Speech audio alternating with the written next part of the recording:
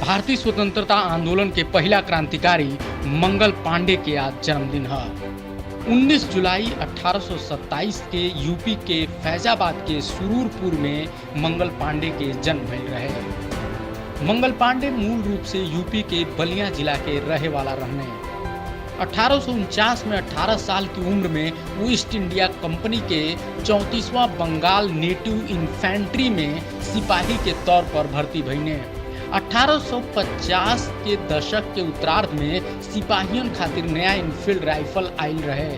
कहल जाला कि ओकरी कारतूस में गाय और सुअर के चर्बी मिलल रहे।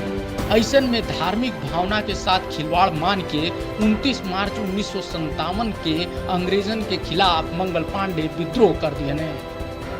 मंगल पांडे एकरी बाद दू ठो अंग्रेज अधिकारियों पर भी हमला बोल दिए।